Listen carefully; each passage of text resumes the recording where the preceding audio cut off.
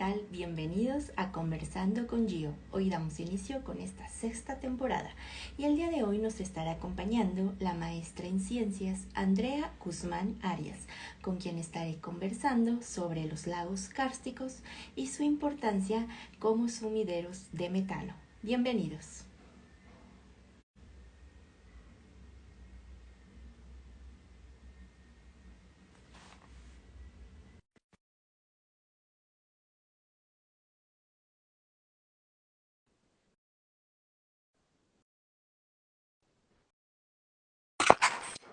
Hola, Andrea, ¿cómo estás? Hola, yo, ¿cómo vas? Muy bien, ¿Me ¿y tú? escuchas bien? Sí, ¿tú me escuchas bien? Sí, sí, muy bien. ¿Cómo estás? Bienvenida. Muchas gracias por acompañarnos esta, tarde para los que nos ven desde la Ciudad de México y buenas noches para ti. Gracias a ti por la invitación. Ay, es un gusto, André, que nos acompañes. Estás inaugurando esta sexta temporada, que ya hace un ratito que pues lo tenía en pausa y la verdad es que me da mucho gusto estar de vuelta.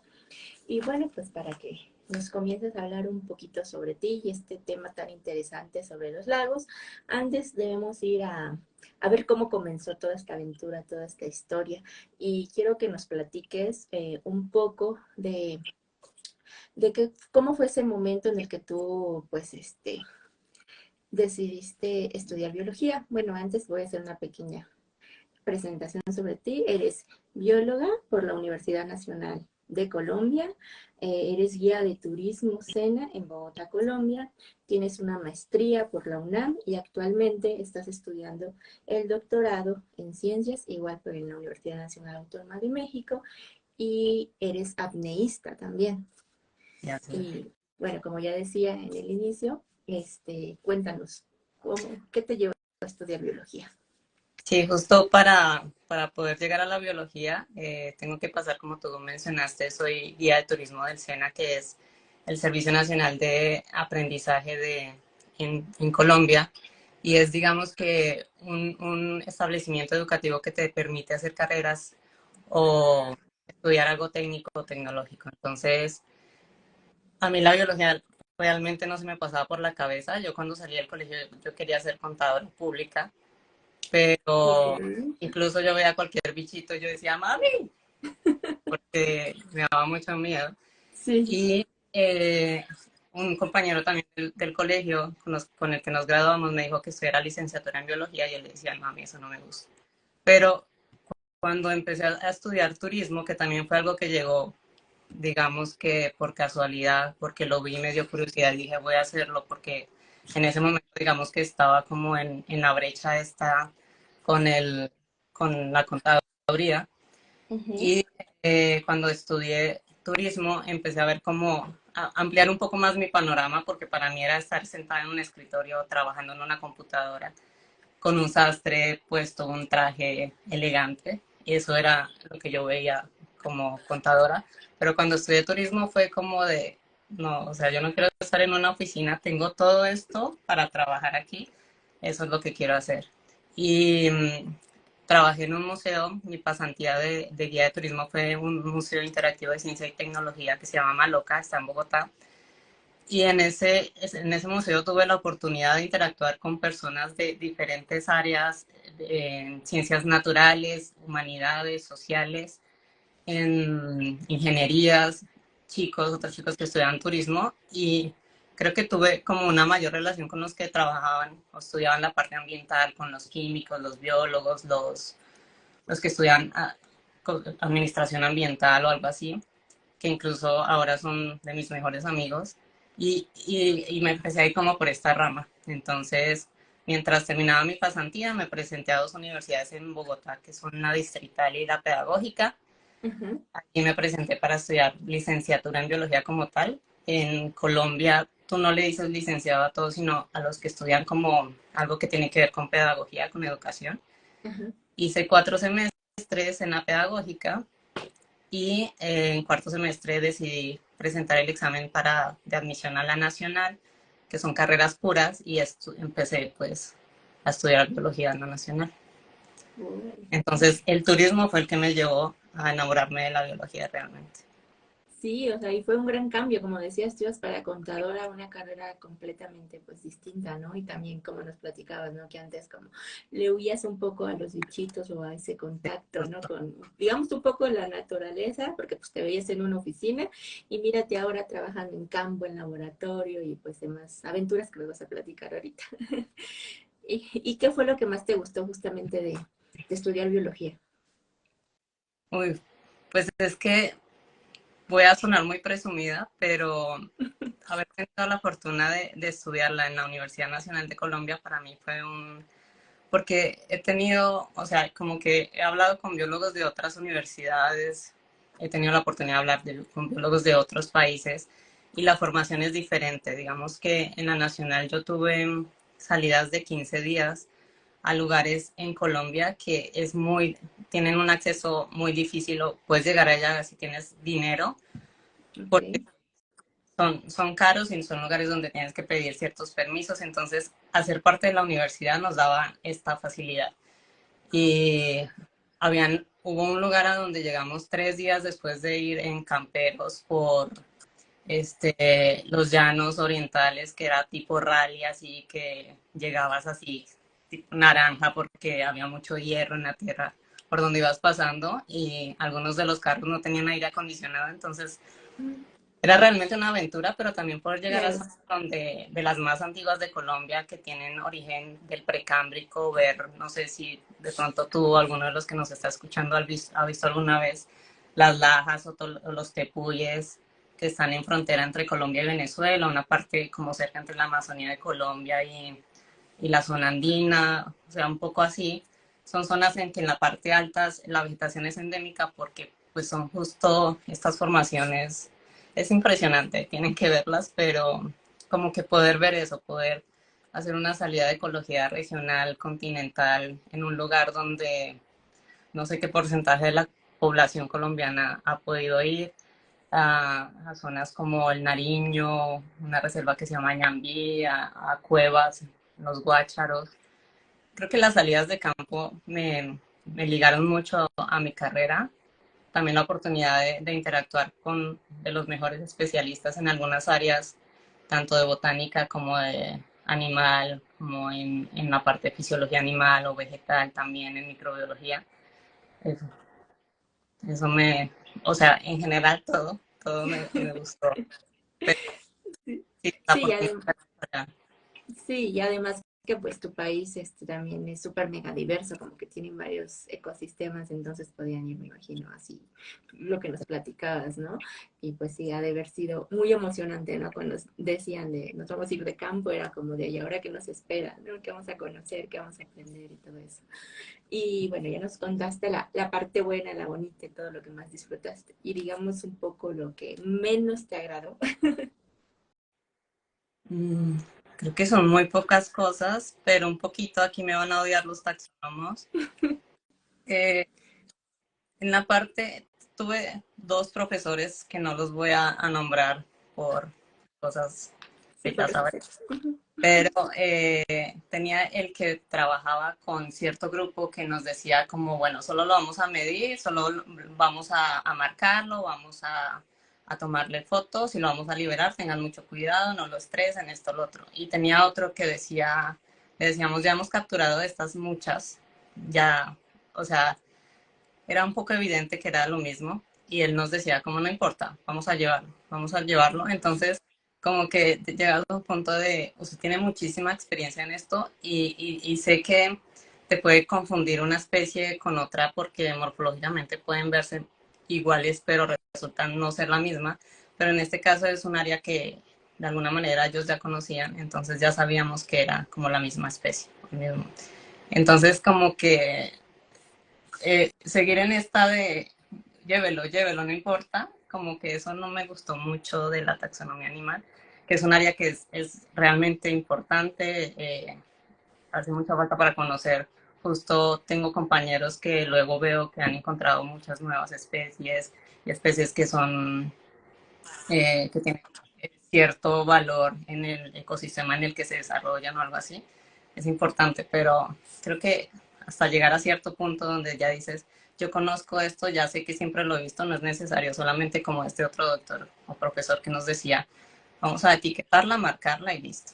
Listo. Claro, sí. Un poquito de eso. Bueno, y justo vamos a hablar un poco de los lagos y todo esto que estás haciendo tan interesante en el doctorado, pero mi pregunta es, ya desde la carrera, el pregrado, ¿tú ya te interesabas por los lagos o qué hiciste, digamos, de tesis o cuál fue tu línea de investigación en el pregrado? Yo entré a biología pensando más en las interacciones ecológicas. Ujú. Eh, Cuando empecé, creo que sexto semestre, vi limnología, que era algo que justo cuando entré a biología no conocía ese nombre como muchos, que luego les dices limnología y te dicen como, ¿qué es ¿Qué eso? es eso? Ajá.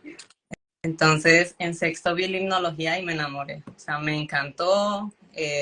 Dije, me quiero ir por ahí, pero las interacciones ecológicas como que todavía me retumban un poquito. Quiero también como intentar hacer algo sobre eso.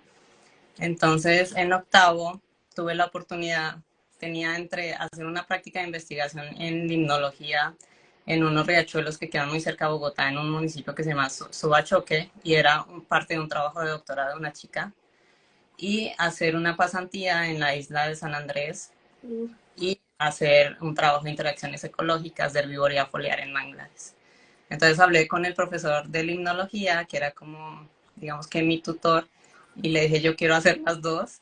Entonces me dije, vas a hacer como tesis la pasantía en San Andrés y vas a hacer como práctica de investigación el estudio en los riachuelos en Suachoque. Y puedes hacer las dos y ya te defines qué es lo que te gusta, qué es lo que quieres y por qué línea te quieres ir.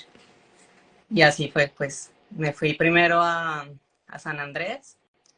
Eh, qué bonito. Algo importante aquí era que yo quería trabajar en el agua, pero yo no sabía nadar, entonces como que estar tan en contacto con agua para mí era como, bueno, estoy en una lancha o estoy en la orillita o aquí lanzo mi sonda, pero me puedo defender con el perrito, pero si estoy cerquita a la orilla, pero ya ir más allá, pues no.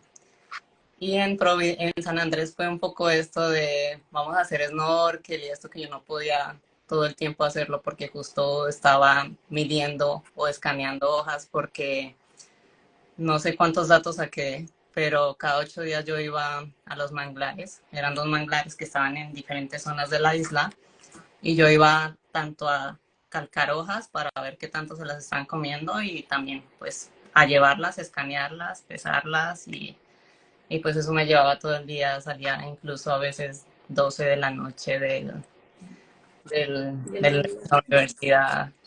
la universidad, sí, del manga, no, Ah, muchas telarañas. ey, sí, mucha fauna ahí. Pero, Oye, pero qué padre que tuviste esa oportunidad de ir a San Andrés. O sea, yo no conozco, he escuchado y he visto fotos y se ve que está genial.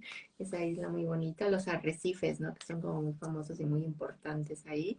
Y qué padre, y más que tuviste esa oportunidad, ¿no? Que el profesor te dio esa oportunidad de hacer los dos trabajos, o sea, las dos pasantías con las dos líneas de investigación, pues que a ti te gustaban.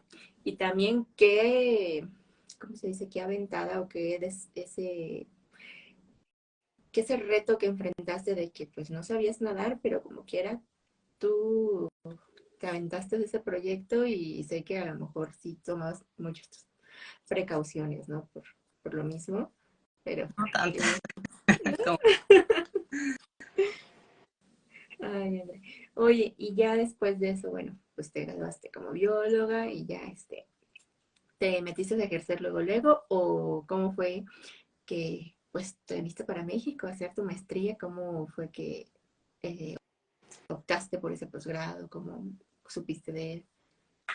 pues ya que vi que la limnología, el tema de interacciones ecológicas me gustó, fueron 5 meses trabajando en la isla, bastante pesados, pero fue un trabajo muy bonito que resultó al final.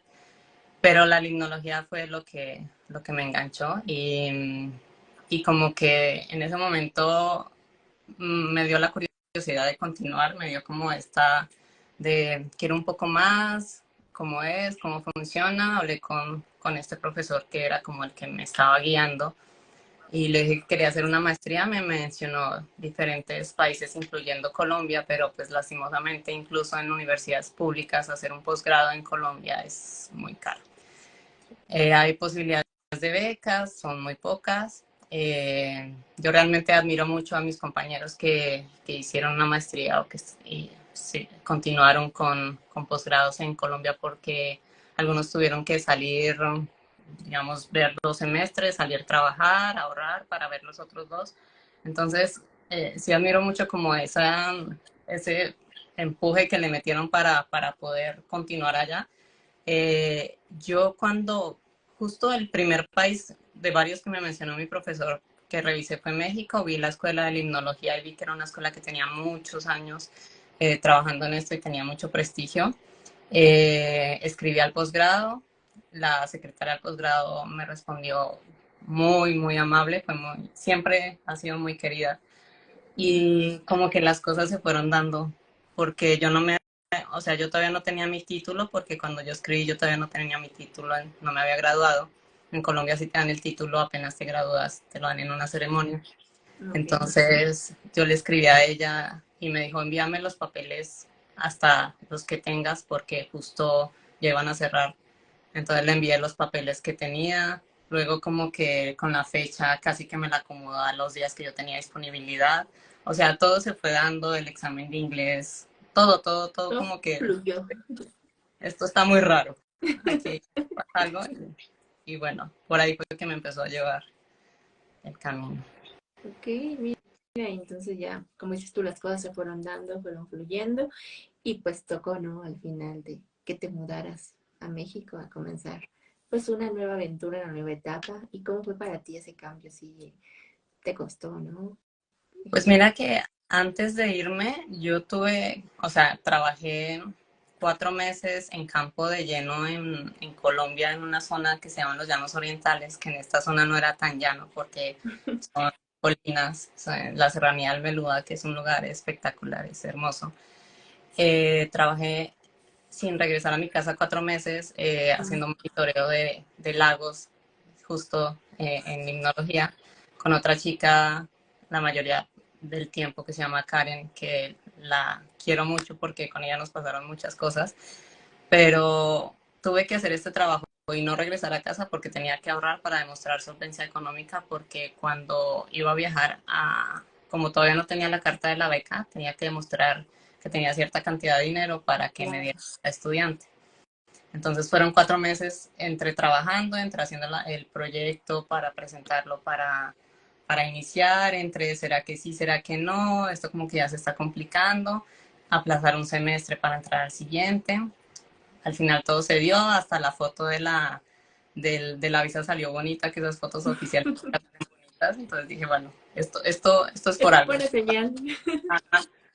Y ya cuando pues resultó todo, pues mira que cuando el avión empezó a moverse, yo dije, por dentro de mí algo decía, párenlo, mi mamá, no, porque Sí. aunque yo sabía que eran 2 años, que ya se me convirtieron en 10, pues igual era, o sea, yo viajaba mucho, yo cada vacaciones yo salía 20 días o algo así en mi casa porque trabajaba como guía y luego me quedaba a recibir grupos en ciertas zonas, estuve 5 meses en San Andrés, estuve 4 meses en Los Llanos, pero ya coger una maleta, poner mis cosas ahí y decirle a mi mami que no me acompañó al aeropuerto porque no podía, emocionalmente no podía. Sí, era muy duro. Ya me voy, sí, sí fue bastante fuerte.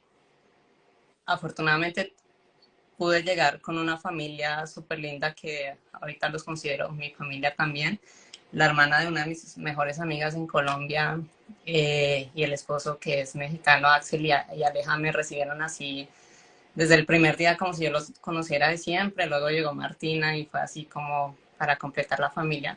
Entonces tuve como esta familia colombo-mexicana y que me recibió con los brazos abiertos, que vivía a unas cuadras de la universidad. Entonces pude ir caminando, hacer todos los trámites, conocer. Claro que me perdí como 2 o 3 veces llegando al instituto porque no es tan fácil llegar allá, pero todo como que se fue ajustando y me iban poniendo como gente que me iba ayudando mucho en el proceso.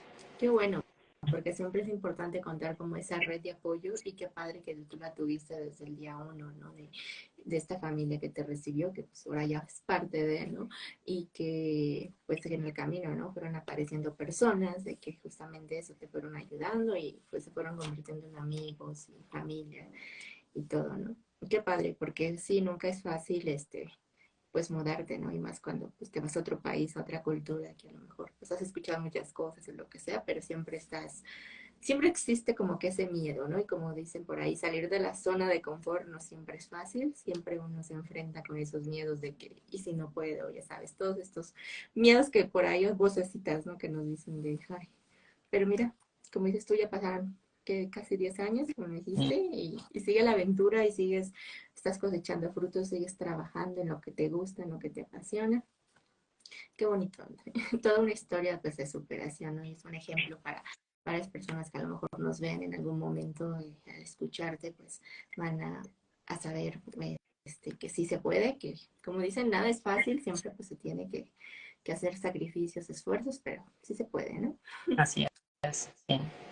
Y justamente nos llega ya aquí a México hasta la maestría y justamente en limnología, ya a trabajar y todo eso. ¿Y en qué trabajaste así específicamente?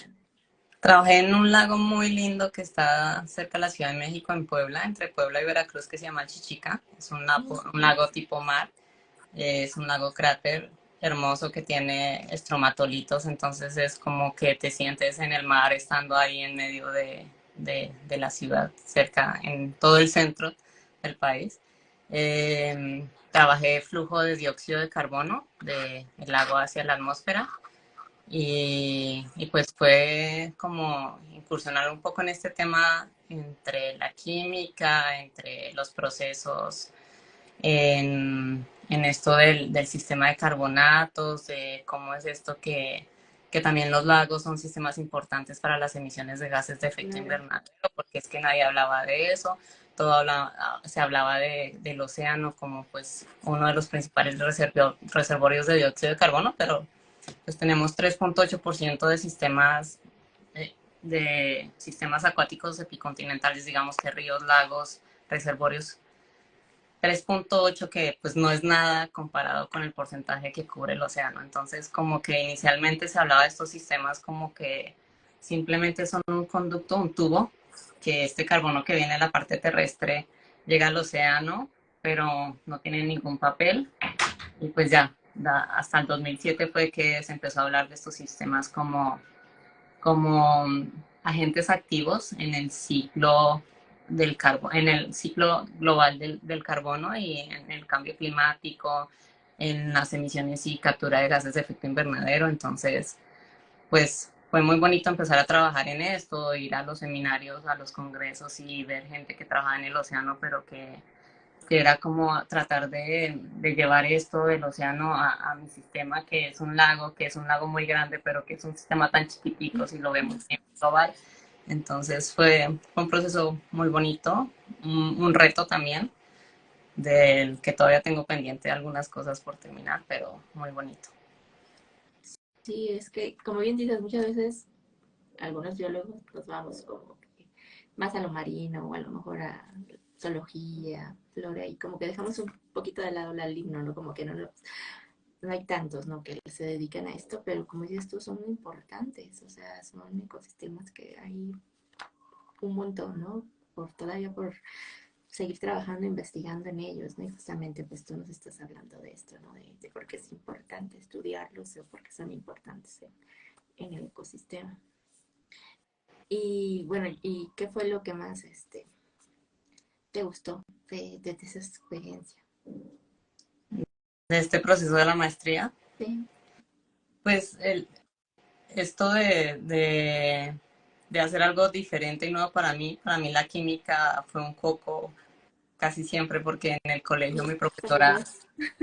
sí, lastimosamente es muy triste y por favor enséñenos más matemáticas, estadística, química porque es muy importante, o sea, no, los sistemas vivos no están aislados, o sea, están en un sistema donde necesitan de nutrientes, necesitan de un montón de cosas que nosotros necesitamos saber cómo funcionan estos procesos para poder entenderlos. Entonces, pues fue como este reto, como meterme en esto. Les decía que mi profesora de química en el colegio, como mi línea era la contabilidad.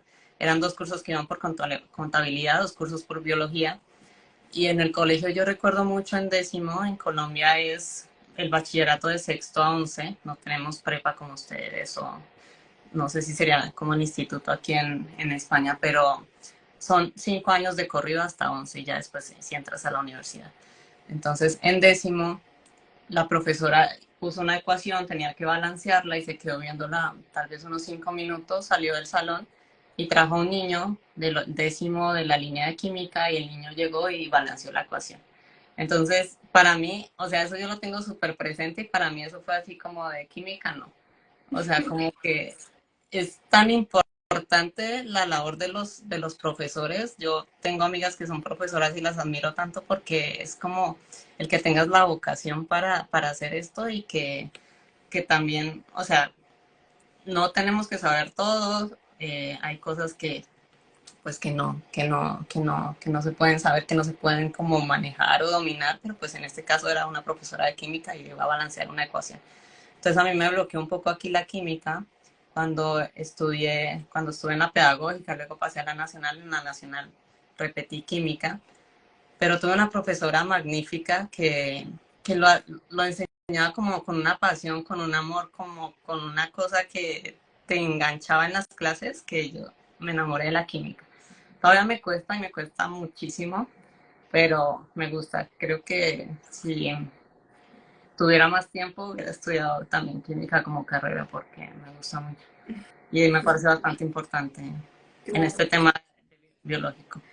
Sí, es que muchas veces me ha tocado, porque por ejemplo, cuando yo entré a la carrera, había muchos compañeros, ¿no? Que iban porque, ay, en mi caso, pues fue biología marina, era de, vamos a ir a bucear y que vamos a ir al arrecife, que no sé qué, y como que pensaban que todas las carreras eran así tipo, ecología, zoología y cositas, ¿no? Y obviamente, pues, en nuestro sistema de estudio pues había pues materias, ¿no? Como decíamos del tronco común y que era química, matemáticas, física, todo eso. Y me recuerdo mucho que me decían unos compañeros de, pero es que yo escogí biología porque pensé que no íbamos a ver ni matemáticas ni química y ya conforme avanzamos en la carrera ya fue ya así como que después les cayó el 20 de, pues era importante, es muy importante, ¿no? Como tener todos estos conocimientos porque pues, siempre se van a necesitar, ¿no?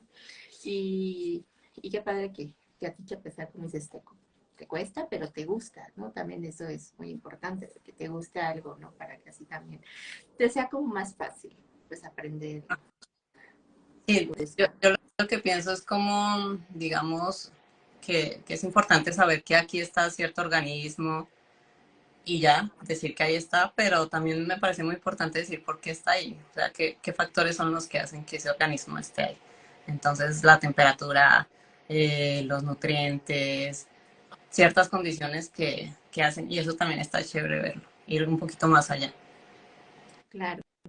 ¿Y qué fue para ti lo más difícil de estar, pues, hacer esta investigación ahí en el Chica?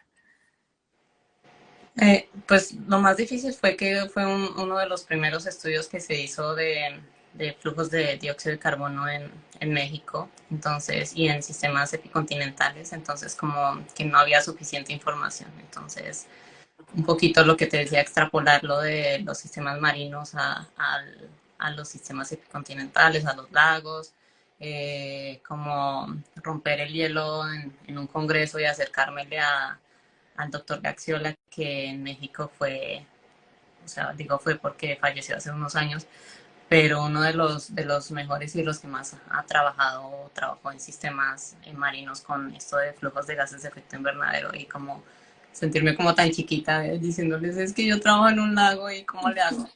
O estas ecuaciones también me funcionan porque es un sistema así basado, o cómo le muevo por acá, o sea, como que también, o sea, en realidad no es malo.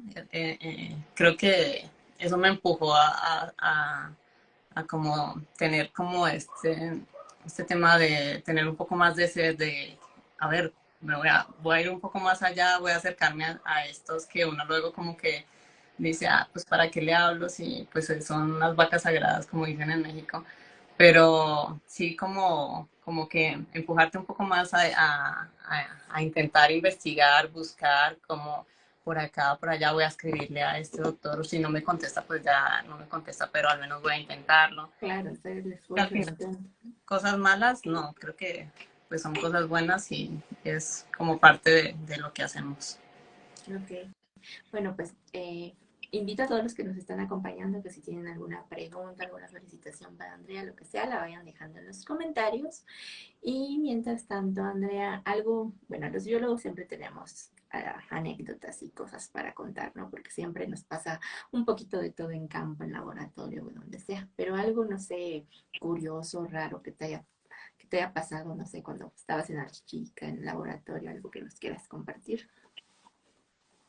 Pues sí, me han pasado bastantes cosas, pero tengo una muy presente que pasó justo en este trabajo antes de viajar a México, en Colombia, y que incluso tiene nombre, se llama la maldición del bagre suelto, Ok. porque estaba yo haciendo un monitoreo de un río, el río Metica, en Colombia con Karen, y pues íbamos en la lancha las dos con el vaquiano o el pescador, que era el que manejaba la lancha, y estábamos haciendo el afore del caudal, del ancho del río, que tenía, no recuerdo, pero pues sí es un río grande.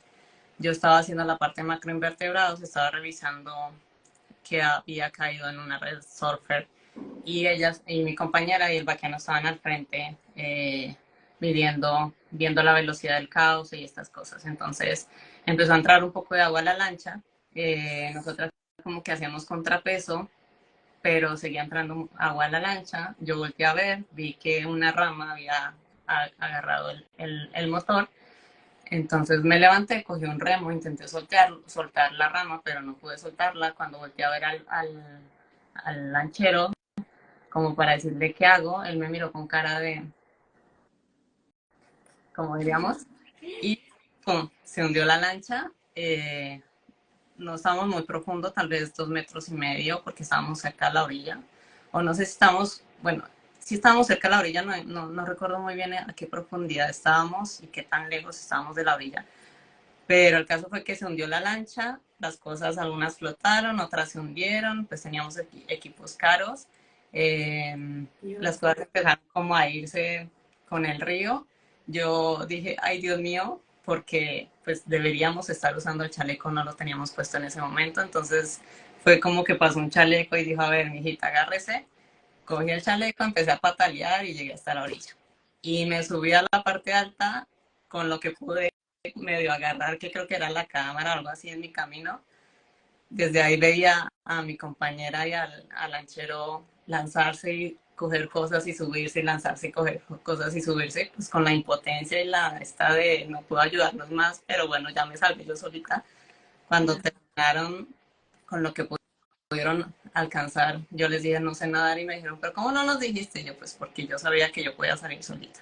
Después de eso fue llamar, no sé en esa época, porque si fue, o sea, si llevo 10 años en México, fue hace un poco más de 10 años, el lanchero tenía un teléfono que podías mojar y que seguía funcionando.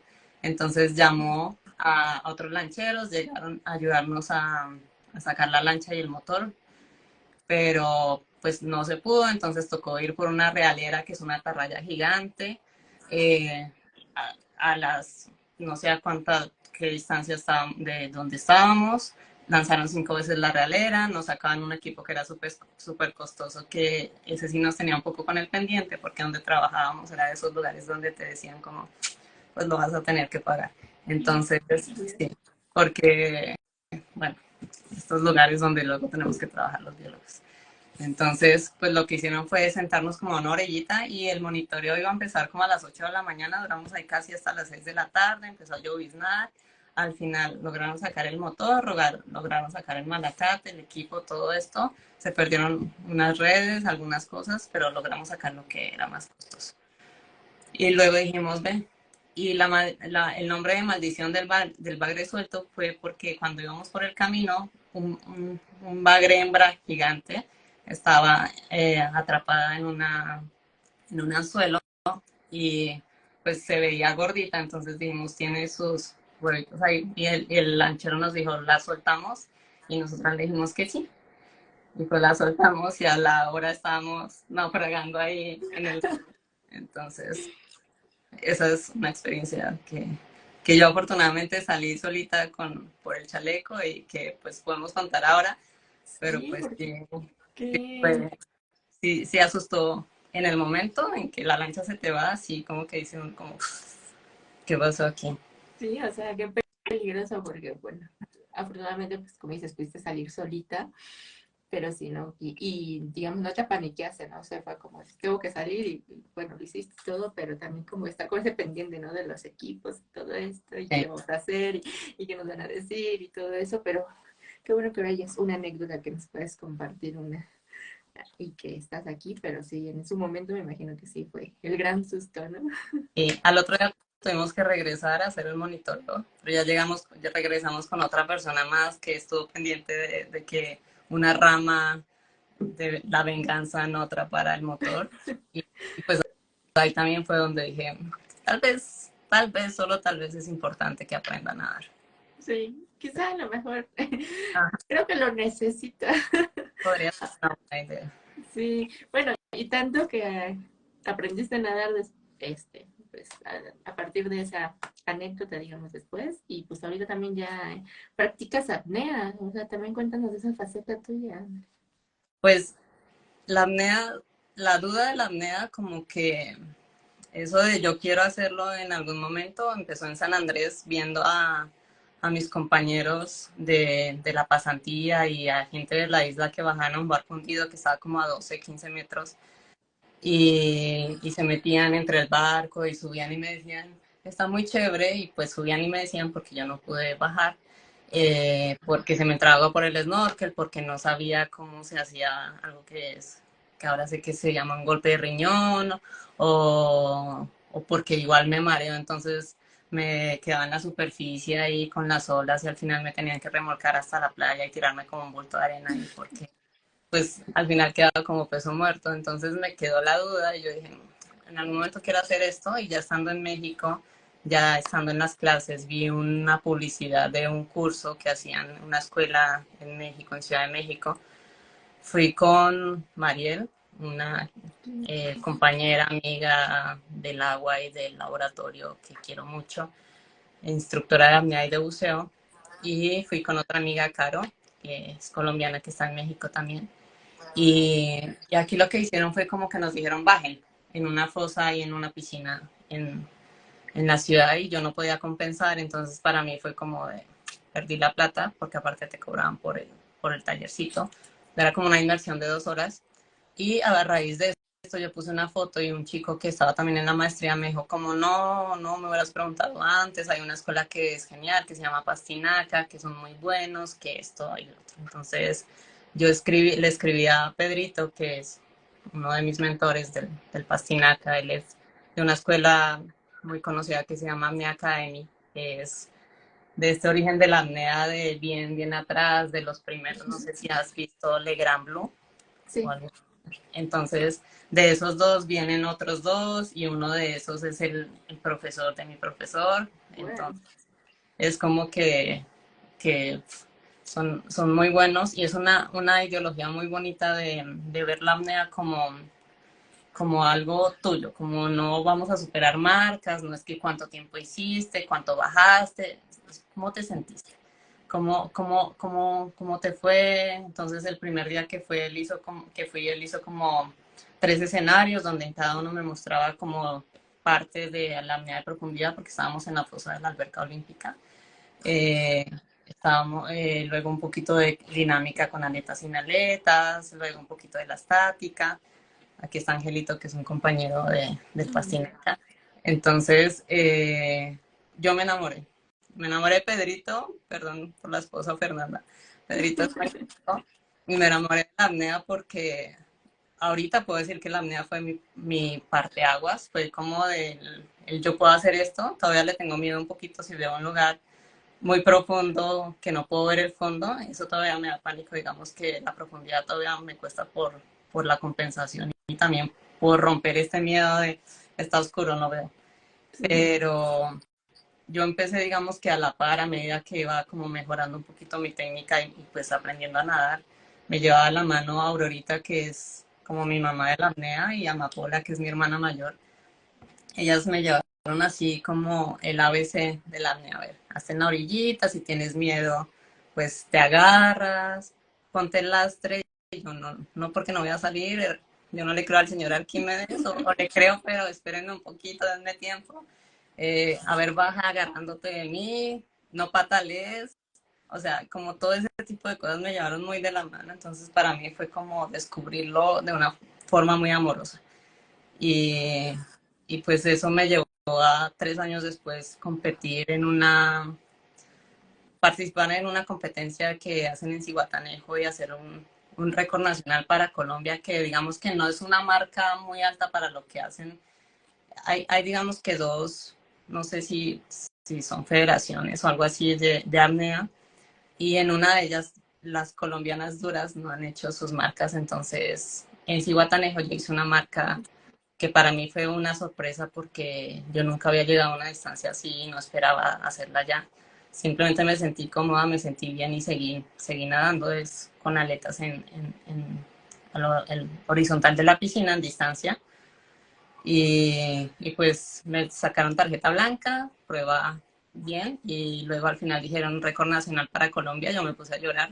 Yo Wow. lloro normalmente muy fácil, pero esto me generó mucha Claro, confianza y también emoción. como que sorpresa, dije como que, entonces fue muy bonito, es un recuerdo que tengo. Lastimosamente luego llegó la pandemia y lo que venía entrenando tanto en la nacional, en la universidad, porque hago parte del representativo de nado con aletas, entonces lo que venían entrenando con ellos, lo que entrenaba los fines de semana con el Pastinaca, pues ya, porque pues ya no podía ir a nadar con tanta frecuencia y eso, digamos que hasta ahora no he recuperado las marcas que tenía, la pasión y el amor por la apnea siguen, eh, como ansiosa de cada vez que puedo ir a una piscina a entrenar, como que intentar dar lo mejor de mí sin ir buscando alguna marca algún tiempo, porque no me quiero agobiar con eso.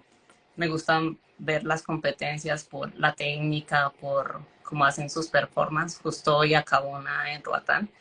El mundial estaban y ese sí era de profundidad y ves cosas que dices como son increíbles. Sorprendente, Más, ¿no? más por eso, como más por a ver cómo le hace, qué bonito se ve, mire cómo salió de bien, cosas así.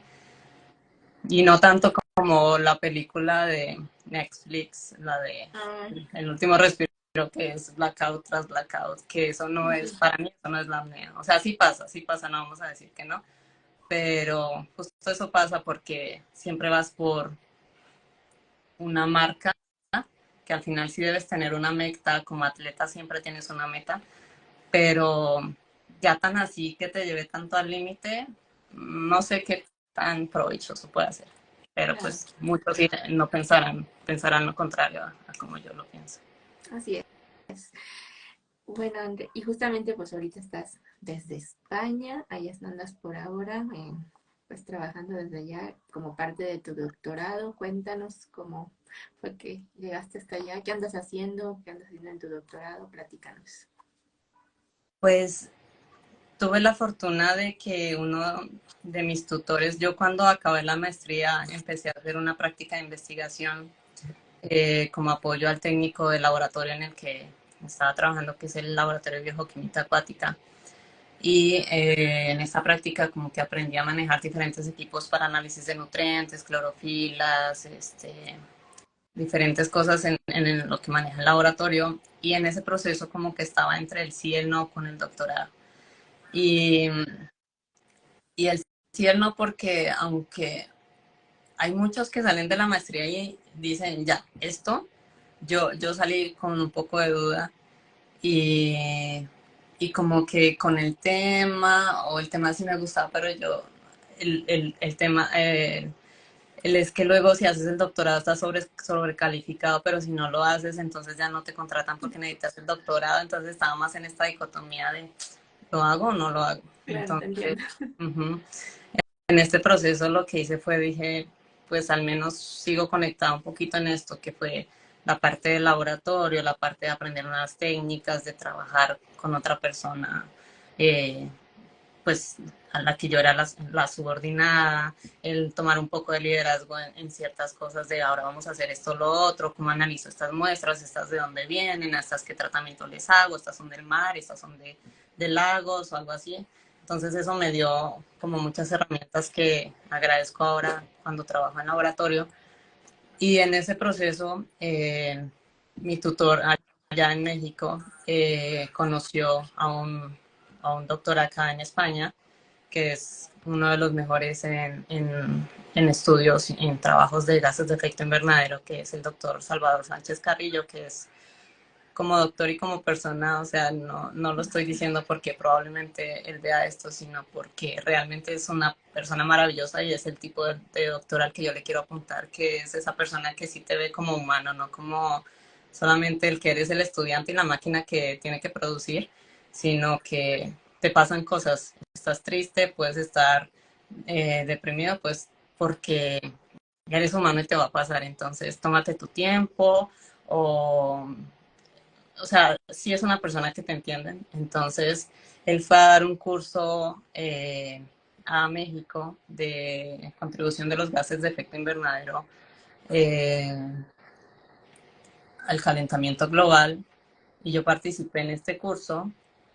Lo conocimos ahí y junto con dos estudiantes más que estaban terminando la maestría empezamos el doctorado con él. Entonces, otro chico y yo, justo hicimos el proceso. El día que hicimos el examen, al otro día cerraron la universidad por la pandemia. Entonces, nuestro proceso fue COVID. Entramos en septiembre, todo estaba cerrado. Plena pandemia. Entonces. Ajá. El primer semestre fue como buscar referencias, trabajar un poquito en el escrito y eso, pero pues no podía seguir así los 2 años que estuvimos. Entonces, el doctor Salvador lo que hizo fue buscar un proyecto que de alguna manera nos pudiera financiar para venir acá. Y aparte porque otra chica y yo estamos haciendo una comparativa entre lagos tropicales y templados. Entonces sí teníamos que de alguna manera venir a tomar muestras, a hacer los análisis de acá. Yo trabajo en más la parte del laboratorio que son incubaciones, entonces hacer las incubaciones. Y pues ya él vio cómo podíamos buscar un proyecto que nos financiara. Vinimos en el 2021, creo que fue en mayo. Estuvimos acá 3 meses y empezamos la parte tanto de campo como de laboratorio de esta zona. Antes de la pandemia habíamos tomado unas muestras en los lagos de Montebello, que es donde trabajo en Chiapas, en México. Entonces las trajimos y empezamos aquí a hacer toda la parte del análisis de las muestras. Afortunadamente pues, porque sí ya nos estamos retrasando mucho. Pero qué bueno que ya se están dando las cosas y ya estás trabajando en lo que es tu proyecto, Andy. Sí. Y para ti, hasta ahora, ¿qué es lo que más, cuál ha sido o cuál es más bien una de tus grandes satisfacciones para ti?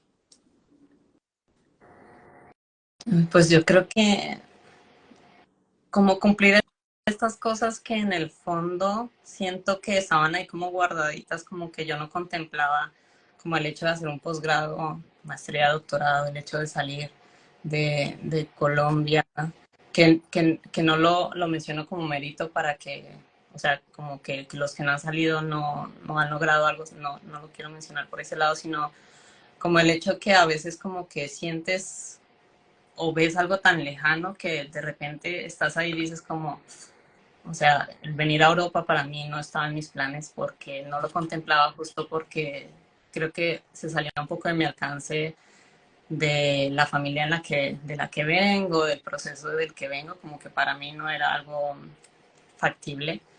Entonces, eso, el poder estar aquí, el participar en proyectos con Salvador, con en lo que él hace, el doctor con el que trabajo en México, que es el doctor Merino, el poder hacer monitoreos y conocer cómo se trabaja en otros países diferentes a Colombia, el conocer personas y su forma de pensar. Entonces, como que a veces te encasillas un poquito porque por más que quieras tener la mente abierta, si siempre estás en un lugar como que te acostumbras a cómo se manejan las cosas y cómo se piensa en ese lugar, pero cuando sales como que es un choque al principio, pero como que si tienes esa mente abierta, como que te vas dando cuenta de cosas que te van llevando a decir como, yo quiero implementar esto como que no me cuadra mucho por esto, pero yo quiero implementar esto porque me parece muy bueno, o no sé, como ese tipo de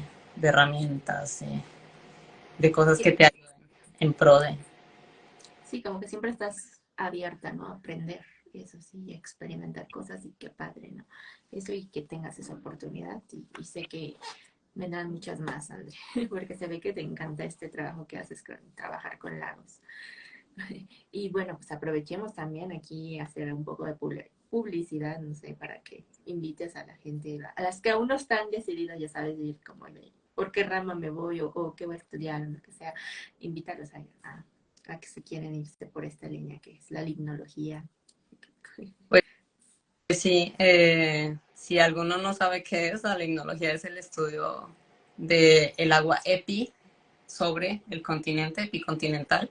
Entonces hablamos de lagos, hablamos de ríos, hablamos de riachuelos, embalses, y es todo lo que se desarrolla en estos sistemas. Entonces, qué tipos de organismos viven aquí, eh, cómo funcionan en los sistemas cerrados como los lagos, o en los sistemas pequeños también hay corrientes, también hay procesos como en el océano, porque el viento también influye de alguna manera.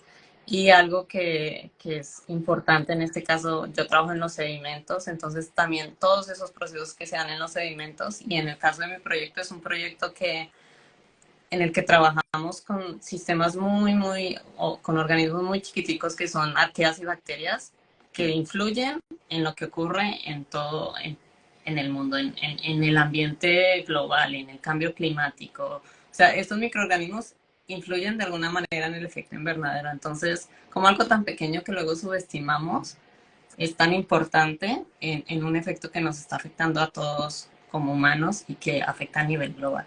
Entonces, es como, a mí me emociona y me parece muy bonito como esto porque es como eso que hablamos, como ver esas interacciones y de que si está cierta bacteria y cierta arquea, y si tengo nitrito, nitrato o amonio, si tengo dióxido de carbono y metano, si tengo esto, pues cierta bacteria se va a comer esto y me va a generar esto, entonces va a hacer que se emita más o menos de este o de este otro. Entonces, cómo funciona todo eso a mí me parece muy entretenido, también un poco complicado porque es como cómo se integran los dos sistemas más importantes, que son el sistema del ciclo del carbono y el ciclo del nitrógeno.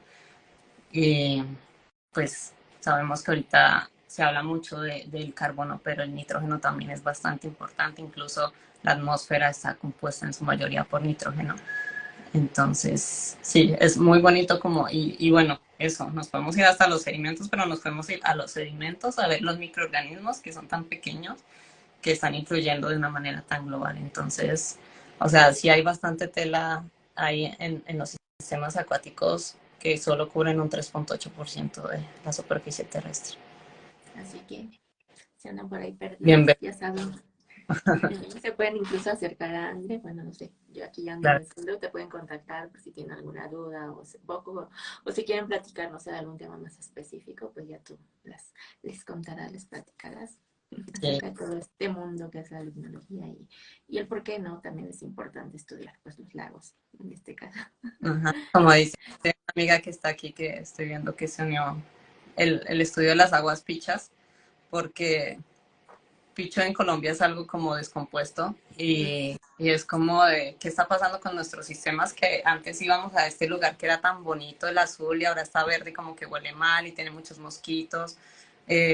¿Por qué estamos perdiendo tantos sistemas acuáticos que antes? Yo me acuerdo que iba con mi abuelito caminando por acá y nos bañábamos en el río y ahora es una carretera. O sea, como ese tipo de cosas de qué está pasando con nuestros sistemas acuáticos. El tema de la sequía aquí en España ahorita está muy fuerte.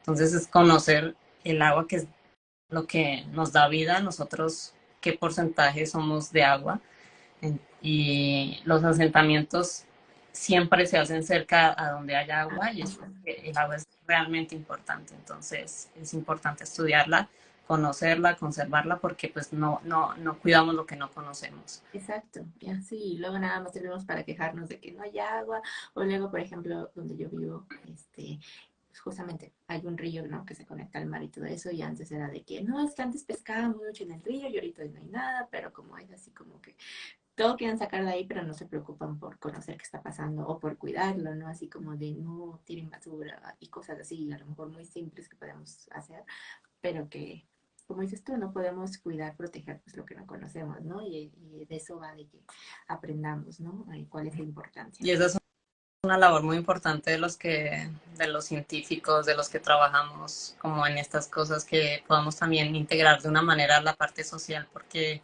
nos Así es. centramos un poco en nuestros estudios, en publicar en revistas de alto impacto, en generar un nivel más alto en mi currículum, pero las personas que se benefician o están directamente afectadas por lo que yo estoy estudiando no saben qué está pasando. Y a veces están haciendo algo mal, pero pues nadie les ha dicho que está mal o de qué manera yo voy a intentar que, pues que no cultiven tan cerca de, porque es que afecta eso, ¿cómo les voy a explicar? Y qué alternativas puedo darles, porque es que no puedo simplemente decirles es que no pueden No lo cultivar. hagan.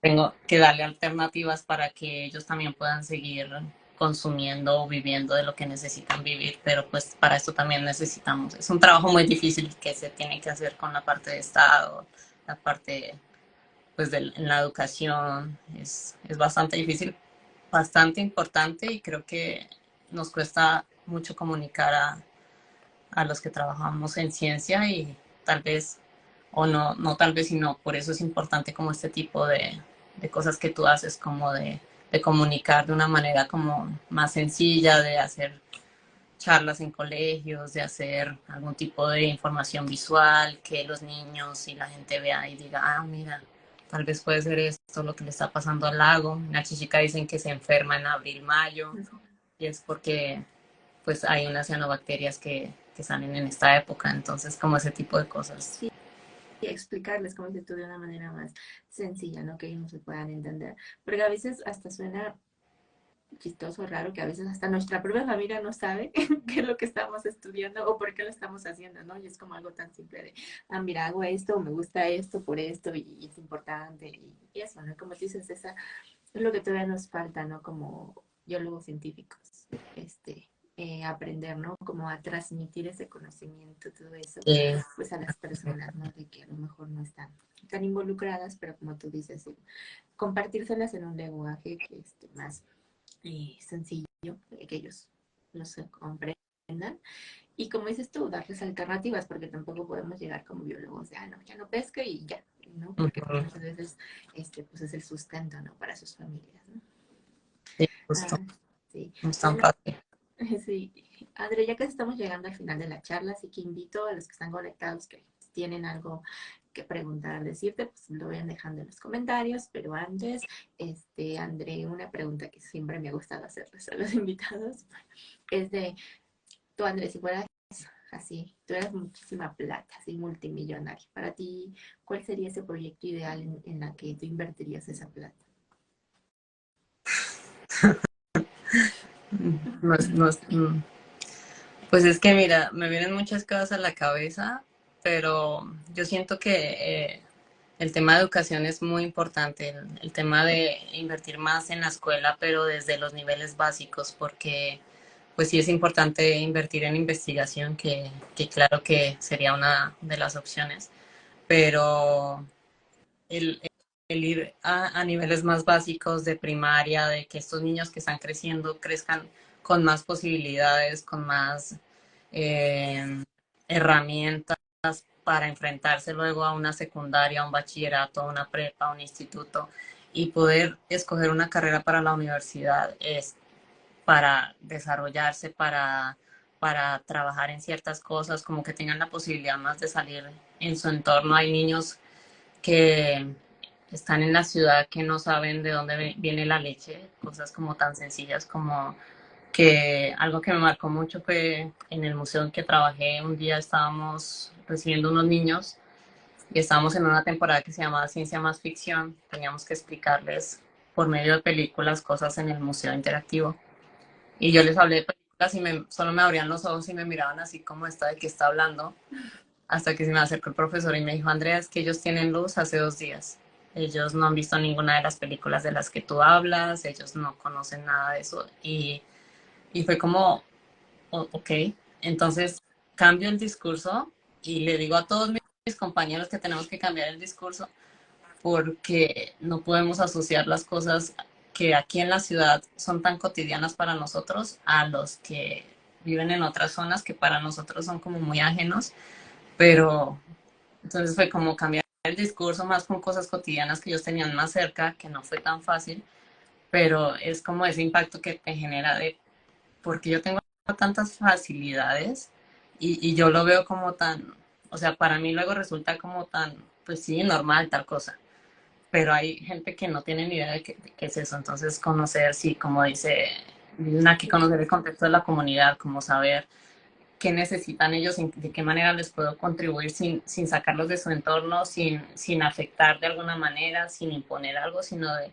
vamos a trabajar en esto, pero vamos a invertir en que ustedes puedan hacer esto que les gusta y que nos va a beneficiar a todos, pues de una manera más eficiente, de una manera mejor, que otros vengan y conozcan lo que ustedes hacen, que ustedes vayan y puedan conocer lo que otros hacen para así también poder retroalimentar y esas cosas. Entonces, ir un poquito más abajo, claro que sí, invertir en investigación, que hace mucha falta, sobre todo en Latinoamérica, y que somos países ricos, multimillonarios en sistemas naturales. De verdad que si nosotros prestáramos más atención en esto, en no dejar que entraran tantas mineras a nuestros países, en que explotaran de diferentes maneras, sino explotar de alguna manera las cosas que tenemos, el verde que tenemos, lo bonito que tenemos en nuestros países, que pueden ir del mar a la montaña, que podemos encontrar nieve, que podemos encontrar la selva, el bosque, las zonas donde llueve más, digamos en el Chocó colombiano, el tipo de ranas que tenemos acá, la diversidad, si la mostramos al mundo, o sea, de verdad es que somos países muy, muy ricos y no sabemos lo que tenemos. Así es, lastimosamente. Sí. Bueno, André, y dos preguntas así súper rápidas, así como un poquito fuera de la biología, pero ya hacerlo más dinámico, es de, si pudieras tener un superpoder, ¿cuál sería? Un superpoder. Ah, ¿por qué esas preguntas? Por ejemplo, yo sería como que teletransportarme, por ejemplo, ¿te imaginas? Todo lo que conocería, todos los lugares. Oh, eso sería fabuloso, sí. Es que sí, algo así como eso he pensado, sí, como cuando dices, ay, quisiera estar en la playa ahorita, pero sí poder conocer tantos lugares haciendo lo que tú dices. Pero un poco ñoña, eh, saber comunicar mejor, tener la posibilidad de tener una mejor oratoria, no sé, como algo así que me permita comunicarme con otros y poder hablar de lo que me gusta y de lo que me apasiona de una manera más fácil, más como más de hablar con un niño de 7 8 15 años y decirle, mira, esto es importante por esto y lo otro, pero que él me entienda, que él diga como, ah, sí, voy a empezar a trabajar en esto porque esto es importante. Algo así, pero también la teletransportación está muy buena. Sí, y eso un poco de lo que dices de poder comunicarte, creo que también, bueno, en mi caso, que a veces los idiomas es como mi coco, es como tener la habilidad de poder hablar cualquier idioma, ¿te imaginas? Sería genial. Maravilloso. Sí, porque imagínate también luego nosotros, ¿no? De que, pues, leemos muchos papers y todo eso, y de repente te sale uno ruso, ¿no? Y es así como de, ¿qué? Y cuesta un poquito Sí, más, o no sé, uno súper raro, el finlandés, no sé. Y es como, ok.